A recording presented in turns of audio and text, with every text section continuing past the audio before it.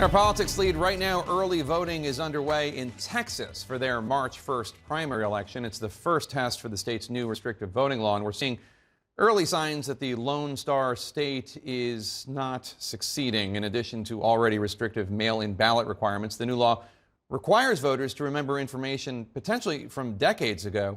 As CNN's Diane Gallagher reports, that has resulted in a slew of rejected ballots, including that of a World War II veteran. I'm angry.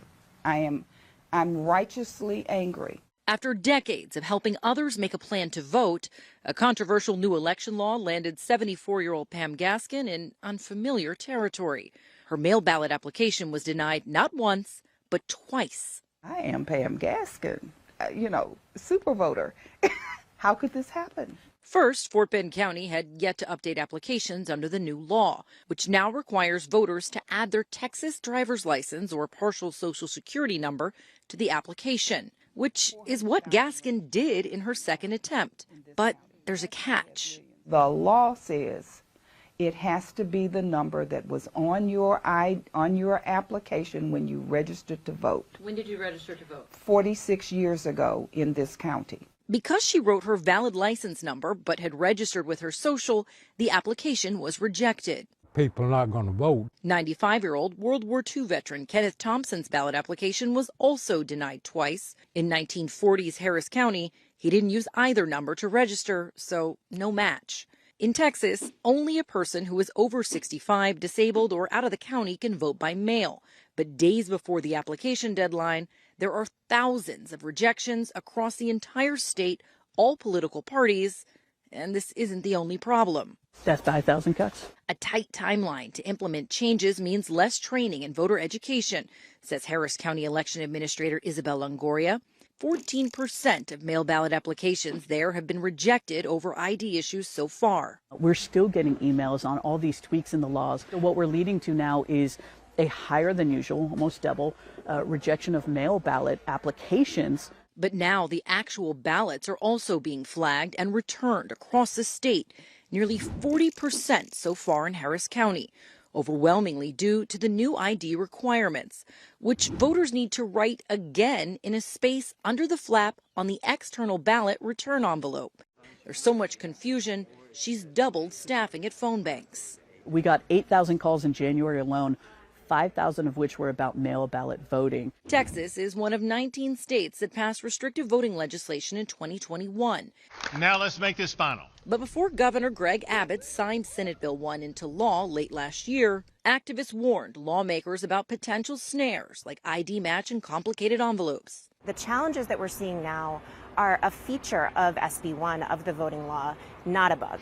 The Secretary of State's office telling CNN in a statement, "Our office has been working as quickly and diligently as possible within a compressed time frame to provide guidance to both elected officials and voters on changes to the voting process in Texas." For Gaskin, the long journey is almost complete. An online ballot tracker, now required under the new law, says hers has been received. 28 days, 3 attempts, success. What worries me is that everybody is not as tenacious as I am. They're not going to stick with it. Now, there is a lot of attention on the mail ballot part of this, but early in-person voting started this week in Texas, Jake, and activists are watching another component of that new law. That's the further empowerment and access for those partisan poll watchers. It's something else that they testified leading up to the law being passed, saying that they were concerned about intimidation, especially in this exceptionally charged climate that we've been living in the past 2 years. All right, Diane Gallagher in Houston, Texas for us. Thanks so much. Let's bring in our panel, CNN political commentators S.E. Cupp and Bakari Sellers. S.E., you just heard Diane's report. 3 attempts to send in a ballot, 28 days. I would say the law doesn't appear to be working, but maybe it is working exactly as they intended.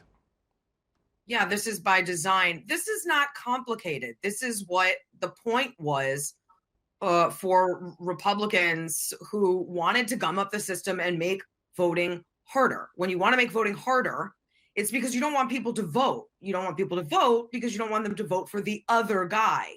I don't want to sound dramatic, but fascism has the same goal. Fascism bans opposition parties to achieve the same kind of outcome. Obviously, we're not a fascist government, but this is kind of a workaround to make it impossible for a lot of people to vote. And that's frankly what happens when you're out of ideas. When limiting democracy and access to voting is all you're bringing to the table as the Republican Party, you're just out of ideas. Bakari, you're in South Carolina, where you must have seen a lot of that, people trying to make it tougher to vote. I mean, throughout the South, and I don't think we have to go to fascism, although Essie is right about what it is. I mean, you can just go to age-old racism. And this hasn't been that long ago where we had laws that were passed which prevented people of color, the elderly, the impoverished from having access to the ballot box. We're talking about the 40s, 50s, and the early part of the 60s. And that's why you had things such as the Voting Rights Act and pre-clearance, things that John Roberts began to gut. And then the Republican Party, this new age Republican Party, just set a flame to the remaining part of the Voting Rights Act. But look, this is not a bug. This is a feature.